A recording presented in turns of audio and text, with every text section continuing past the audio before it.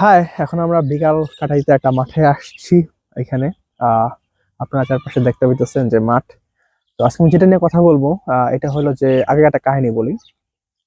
তো আরো 2 দশক আগে আহ, স্পেনে এক বিশাল লটারি হইতো ক্রিসমাস উপলক্ষে। এবং এটা ছিল তৎকালীন সময়ে টাকার অঙ্কে সব থেকে বড় লটারি এই পৃথিবীতে। তো প্রায় সকল স্প্যানিয়ার্ডরা আসলে এই লটারিতে অংশগ্রহণ করতো। তো 1970 সালের মধ্যেকার একটা কথা বা একটা কাহিনী। তো এক ভদ্রলোক হলো সেই লটারির প্রতিযোগিতা একটা লটারি কিনে এবং সে সেটাতে জিতে। তো তারা যখন জিজ্ঞাসা করা হয় যে আসলে আপনি কিভাবে জিতছেন, আহ তখন সে বলে যে আমি টানা 7 রাত্র 7টা স্বপ্ন দেখছি।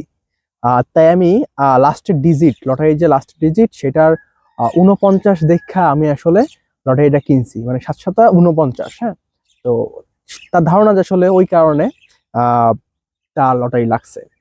তো আমি এই গল্পটা কেন বলছি, কারণ হলো যে উনি যেহেতু একটা সিদ্ধান্ত নিছে কোনো একটা ঘটনার প্রেক্ষিতে। তো আমাদের কোনো একটা সিদ্ধান্তে আহ ক্ষেত্রে লাকের ভূমিকা এবং দক্ষতার ভূমিকা কতটুকু, এটা আসলে জানাটা খুবই দরকার। হ্যাঁ। তো কোনো একটা সিদ্ধান্ত ভালো, এটা জানার জন্য ওই সিদ্ধান্তের পরিপ্রেক্ষিতে আমরা কোন কোন জিনিসপত্র জানতে পারবো না এবং কোন কোন জিনিসপত্র আমরা জানতে পারবো, এটা জানাটা আসলে খুবই ইম্পর্টেন্ট। আহ কেন ইম্পর্টেন্ট? কারণ কোনো একটা জিনিস ঘটতে গেলে একই সাথে দক্ষতা এবং ভাগ্য অথবা শুধু ভাগ্যের দরকার হইতে পারে। তো আমরা যদি লটারির ঘটনাটা দেখি, তাহলে এটাতে দেখবো যে আমরা আসলে লাকের ভূমিকাই সব থেকে বেশি।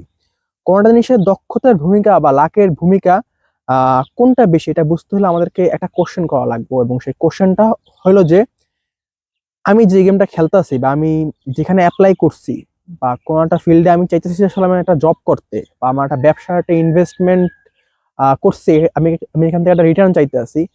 তো ওইখান থেকে আমি যদি নিজের ইচ্ছায় ফেল করতে পারি বা নিজের ইচ্ছায় আমি সেখান থেকে চলে আসতে পারি, বা ফেল হওয়ার ক্ষমতা থাকে, হ্যাঁ, তাহলে আমরা বুঝবো যে সেখানে দক্ষতার ভূমিকা বেশি।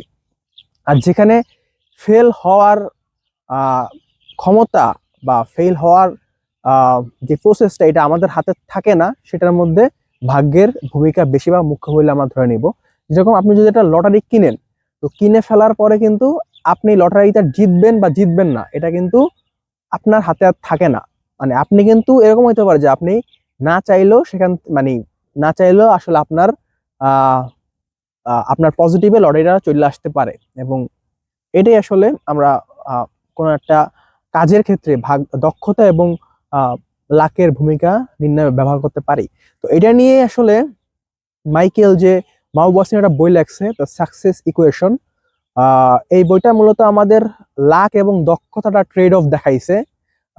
এবং যেটার মধ্যে আসলে আমরা দেখতে পাবো যে আসলে কিভাবে আমরা আহ, যেরকম মনে করেন যে আমরা কোনো ক্ষেত্রে কোনো একটা কাজ করতে গেলে, হ্যাঁ, সফল হওয়ার পরে আমরা ভাবি যে আসলে এটা সম্পূর্ণ আমাদের দক্ষতারই কাজ। তো এটা নিয়ে আসলে একটা কিছু বিভ্রান্তি আমাদের ধারণা এই বইটার মধ্যে দেখানো হয়েছে, যাতে আমরা খুব ভালো সিদ্ধান্ত নিতে পারি লাইফে। তো উনি বলে গেছে যে আহ লাকের মূলত 3টা বৈশিষ্ট্য থাকে। প্রথম বৈশিষ্ট্য মানে হইলো যে আসলে আহ লাক পজিটিভ বা নেগেটিভ হিসাবে কাজ করতে পারে। দ্বিতীয় হলো যে এটা একটা ব্যক্তি বা সামগ্রিক একটা প্রাতিষ্ঠানিক ভাবে কাজ করতে পারে বা প্রতিষ্ঠানের উপরে কাজ করতে পারে। এবং আহ, অন্য কিছু যে হইতে পারতো, এটার আমরা একটা যৌক্তিকতা দেখতে পাই কোনোটা কাহিনী ঘটার পর। হ্যাঁ। যদি কোনো এইটাই হলো, এই 3টে আসলে মূলত লাকের মেইন বৈশিষ্ট্য, যেটা মাউবাসিন তার বইয়ে লেখা গেছে। তো যেটা বলতেছিলাম যে আসলে কোনো কাজের ক্ষেত্রে সফল হইতে গেলে আমাদের লাক এবং দক্ষতার দুটোরই ভূমিকা লাগতে মানে লাগবে। হ্যাঁ। তো যদি এরকম হয় যে কোনো একটা কাজের ক্ষেত্রে লাকের ভূমিকা কম থাকে, তো সেখানে যদি আপনি সঠিক সিদ্ধান্ত এবং সঠিক সময়ে সঠিক শ্রমে বা সঠিক দক্ষতা আপনি কাজ করতে পারেন, তাহলে ফলাফল খুব তাড়াতাড়ি আসতে পারে। বা যদি লাকের ভূমিকা খুব বেশি থাকে, সেক্ষেত্রে দেখা যাবে যে আসলে এটা আসতে সময় বেশি লাগতে পারে বা কোনো একটা কাজ বা কোনো একটা গ্যাঞ্জাম এখানে হইতে পারে। হ্যাঁ।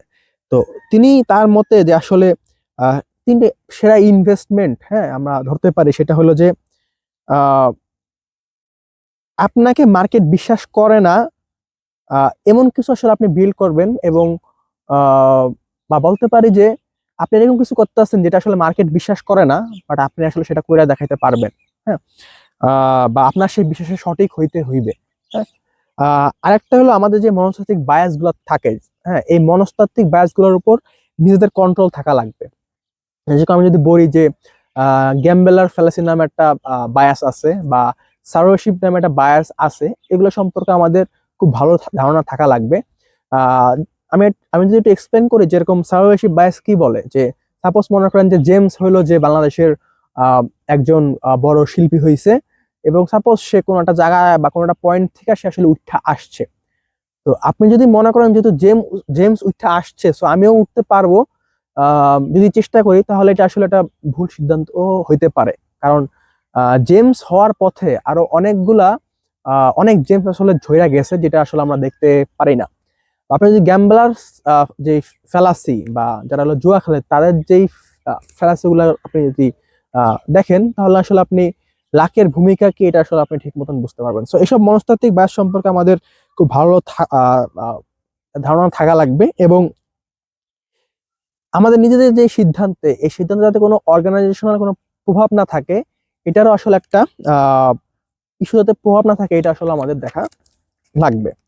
তো এটা নিয়ে আসলে বিল গেটস বা জেফ বেজোস অনেক কথা বলে গেছে, যে যখন বিল গেটস জিজ্ঞাসা করা হয়েছিল যে আসলে আপনি এত সাকসেসফুল কেমন, বা মাইক্রোসফট আসলে কেন এত কাজ ভালো করতে পারছে, হ্যাঁ, তখন সে বলছে যে আসলে তারা সঠিক সময়ে এই কাজটা করতে পারছে। হ্যাঁ, এবং আপনি দেখবেন যে অ্যামাজন যখন আসলে উঠছে, তখন আসলে মানে ইন্টারনেটের আসলে আহ মানে ইন্টারনেটের ছড়ায়া পড়ার প্রবণতা আসলে খুব বেশি ছিল। সো ওই ইন্টারনেটের সাথে সাথে আসলে অ্যামাজন গ্রো করছে। হ্যাঁ, যেটা আসলে যে বেজোস মানে বুঝতে পারছে, এবং তাই আসলে তাদের কোম্পানিগুলা খুব ভালোভাবে বিল্ড করতে তারা পারছে। হ্যাঁ, তো এখন যদি আপনি মনে করেন যে আসলে কোনো একটা জিনিসে লাখের ভূমিকা নাই, যে বেজোস অনেক পরিশ্রম করছে তাই সে আসলে সফল, ব্যাপারটা আসলে তেমন না।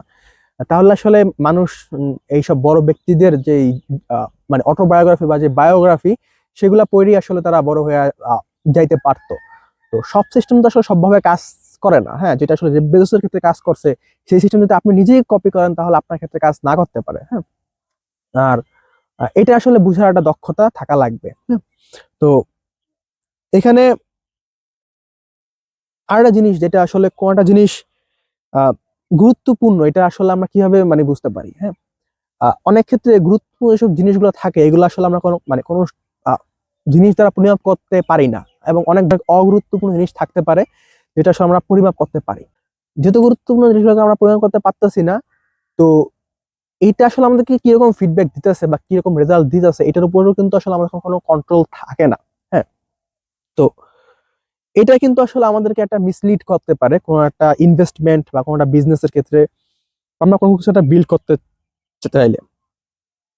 তো উপরোক্ত আসলে এই বইটার এক্সপ্লেন করছে যে আসলে আহ শুধুমাত্র দক্ষতা না, আপনাকে দক্ষতার সাথে সাথে আপনার লাকরেও ওইভাবে কাজ করা লাগবে। হ্যাঁ, বা আপনার যদি কোনো ক্ষেত্রে লাক কাজ না করে, আপনি খুব পরিশ্রম করছেন, আহ, যেহেতু আমরা মনে করেন যে ডিপ্রেসড হয়ে যাই, এটার দিকেও আসলে উনি একটা বিস্তারিত বা একটা এক্সপ্লেনেবল ব্যাখ্যায় বইটাতে দাঁড় করানোর চেষ্টা করছে আসলে। আহ তো এটাই আসলে এটাই আসলে আজকের ভিডিও। খুব সুন্দর একটা বিকালে আসলে এখানে আমরা সময় কাটাইতেছি। আহ ধন্যবাদ সানকে আমার এই ভিডিও করে দেওয়ার জন্য। Thank you.